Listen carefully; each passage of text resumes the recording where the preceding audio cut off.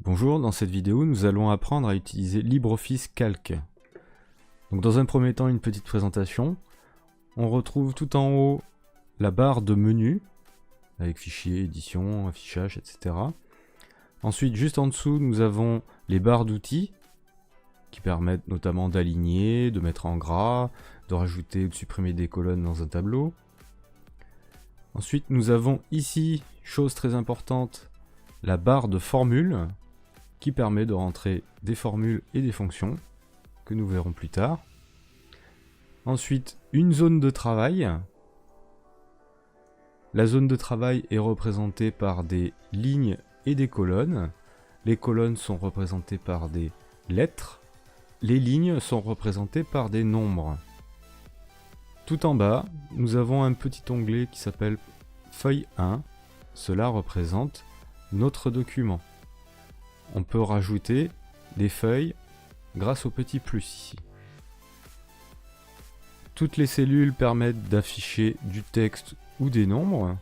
C'est à nous de décider comment ils doivent être affichés. Pour ce faire, si j'écris par exemple 1, 2, 3, alors que sur la ligne suivante j'écris maison, on voit que 1, 2, 3 est aligné sur la droite alors que maison est aligné sur la gauche. Les nombres par défaut sont alignés à droite et les textes par défaut sont alignés à gauche. Si je décide de tout aligner à droite, il faut bien évidemment que je sélectionne mon texte et que j'aligne tout à droite. Pour aller un petit peu plus loin, si je souhaite formater une cellule, je fais clic droit, formater les cellules. Cette fenêtre apparaît alors, elle va me permettre de configurer tout le formatage de cette cellule. L'onglet Nombre est très important. Il permet de définir le type de valeur qui va être affiché. Dans mon cas, 1, 2, 3 ressemble à un nombre, mais je peux très bien dire que non, ce n'est pas un nombre, c'est un pourcentage. Ou encore une monnaie, une date, une heure, etc., etc. Il faut faire attention parce que si je décide de mettre du texte, le texte n'est pas un nombre. Et il sera compliqué de faire des calculs avec du texte. L'onglet police, quant à lui, permet de définir les options basiques, la police de caractère, son style, sa taille. Les effets de caractère reprennent les différentes options qu'on a pu voir dans LibreOffice Text, à savoir la couleur, le surlignage, le soulignage, mettre en relief oui ou non. L'alignement permet de définir si on veut que le texte soit à gauche, centré, à droite. On peut définir aussi une orientation de texte, par exemple mettre le texte à 90 degrés.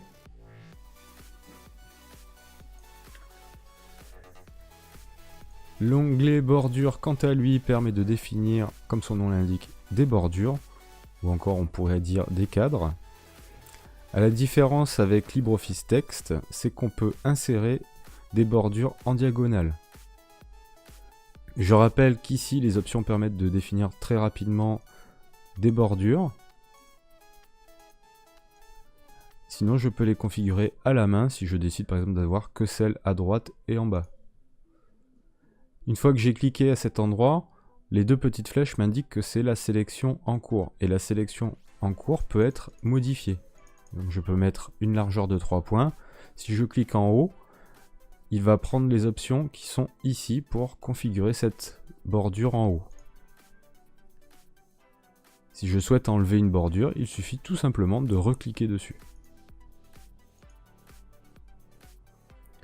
L'espacement avec le contenu permet de gérer un espace qui se situerait entre la bordure et son contenu. Un petit peu comme un système de marge. L'arrière-plan permet de configurer la couleur. On retrouve ces options dans la barre d'outils. Et la protection de cellules, nous y reviendrons plus tard. Mais en gros, sachez que ça permet de protéger une partie du document contre la modification par exemple.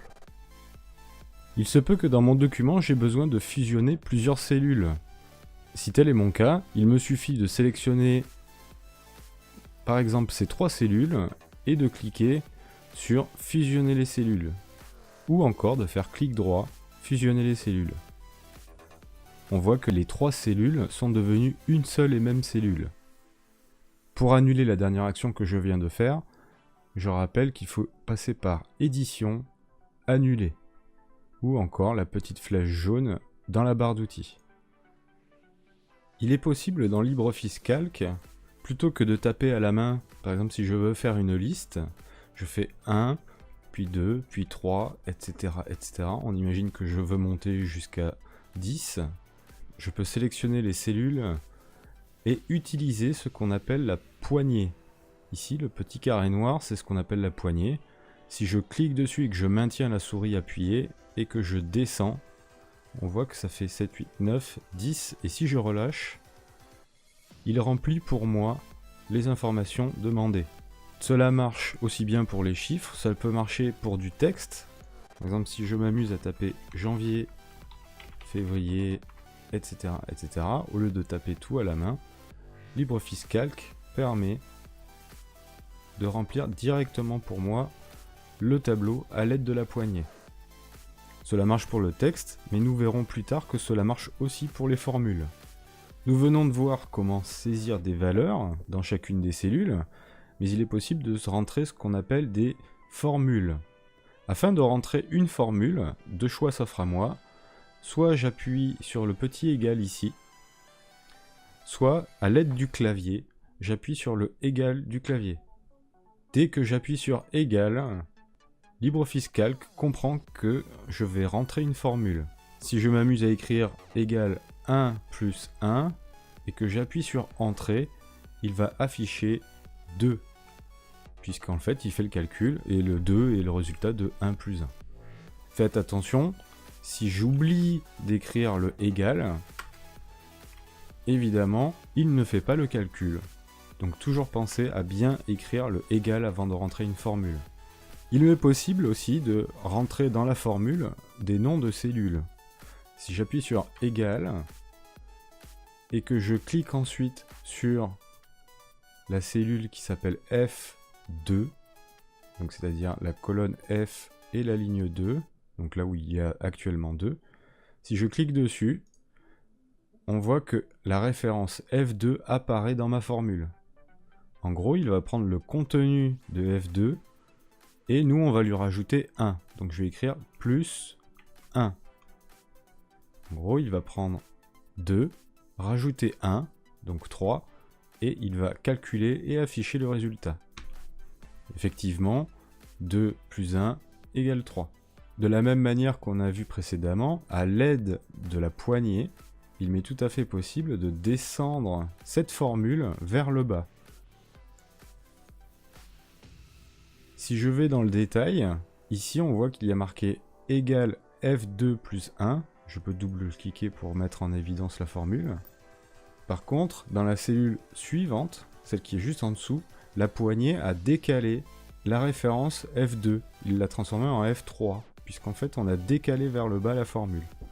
Et il a fait ça pour toutes les cellules, jusqu'à la dernière cellule, égale F12 plus 1. Un petit point sur les différentes formules. Pour faire une addition, évidemment, on utilise un plus. Pour faire une soustraction, on utilise un moins. Mais pour faire une multiplication, on va utiliser le signe étoile. Donc j'écris égal 2 étoile 3. En gros, ça veut dire égal 2 fois 3. Pour faire une division, je vais utiliser le signe barre oblique, ou encore appelé slash. 6 divisé par 2, ça s'écrit égal 6 barre oblique 2. Le résultat est évidemment 3. Faites attention lorsque vous écrivez des formules, comme en mathématiques, la priorité de la multiplication et de la division est effective. En gros, c'est-à-dire que la multiplication et la division se font avant les additions et les soustractions. Si j'écris 10 plus 5 fois 2, on pourrait se demander si le résultat est correct. En effet, si mon but était de faire 10 plus 5, donc 15, multiplié par 2, donc 30, le résultat ici est complètement faussé. Si je veux faire en sorte que le 10 plus 5 s'additionne avant la multiplication, il faut bien que je mette des parenthèses. En mettant les parenthèses, je précise à LibreOffice Calc qu'il doit d'abord faire 10 plus 5 et ensuite multiplier le tout par 2. J'ai le bon résultat. Afin d'ajouter une formule, nous avons vu comment on la saisissait soit ici, mais il est tout à fait possible de passer par l'assistant de fonction. Donc ce bouton permet de lancer la fenêtre assistant de fonction et affiche donc toutes les fonctions disponibles dans LibreOffice Calc. Il y en a beaucoup, mais nous n'en verrons qu'une partie. Dans mon cas, si je veux m'amuser à faire la somme de toutes ces valeurs, imaginons qu'ici j'ai un total, je recherche ici la fonction qui s'appelle somme. Alors une fois que j'ai sélectionné cet endroit, je peux appuyer sur S pour aller un petit peu plus vite. Ici j'ai la fonction somme, je double-clique dessus, il me l'affiche en bas, et là il me demande les différents chiffres à additionner. Et je lui dis, le premier nombre, je le sélectionne, et attention parce que c'est pas un nombre, c'est bien une plage de nombres que je lui donne. Donc je lui dis additionne tout ça. Je réappuie sur la petite flèche. Et maintenant il a mis F2 2.F13. En gros ça veut dire de la cellule F2 jusqu'à la cellule F13. On retrouve ici la formule au complet. Somme entre parenthèses F2 2.F13. Fait la somme de la cellule F2 à la cellule F13. Je fais OK. J'ai bien le résultat qui s'affiche. Dans certains cas, il est nécessaire de renommer une plage. Une plage est référencée par une colonne et une ligne. Dans mon cas ici, F2. Ou si c'est une plage de cellules, on commence par la première cellule, E2, jusque la dernière cellule, E13. On retrouve cette référence ici. Cette référence peut être modifiée afin de correspondre à quelque chose de plus parlant. Je peux très bien appeler cet ensemble de cellules E2 2.E13, mais pour des raisons de confort d'utilisation, je peux décider de l'appeler mois. Une fois appuyé sur Entrée, le nom est sauvegardé et je peux à tout moment, si je suis sur une autre cellule, je peux à tout moment cliquer sur la petite flèche et venir sélectionner mois. Et la sélection revient sur E2 2.E13. Si je renomme cet ensemble de cellules mois 2, il est tout à fait possible dans la fonction somme de modifier F2 F13 en disant mois 2. En gros, je vais faire la somme de mois 2. Mois 2 correspond aux cellules F2 F13. En appuyant sur Entrée, le résultat est le même puisque nous avons renommé cet ensemble de cellules. Même s'il est possible de renommer chaque ensemble de cellules, dans certains cas il sera plus facile d'utiliser la référence absolue, ou encore appelée $. En effet, si je souhaite par exemple déplacer la formule que j'avais précédemment, c'est-à-dire à la place de mois 2, j'avais F2 F13. Si je décide de décaler le résultat grâce à la poignée vers la droite, on voit que la formule est passée à G2, G13. En imaginant que dans cette cellule, je veux le même résultat qu'ici, il faut que j'utilise ce qu'on appelle la référence absolue grâce au $. Pour ce faire, je retourne sur la première cellule, sur la cellule F14, je double-clique, et à la place d'écrire F2, j'écris $F, $2. Et à la place d'écrire F13, j'écris $F, $13. En gros, ici, j'ai bloqué toute la référence F2 jusqu'à F13 pour que même si j'utilise la poignée, quand je vais me décaler sur la droite, on retrouve bien F2, F13 et non pas G2, G13. Dans cette vidéo, vous avez eu une petite présentation de l'outil, de comment formater les cellules, grâce au clic droit, formater les cellules. Nous avons vu également comment saisir des opérations simples, mais aussi des formules et pour la suite intégrer des fonctions.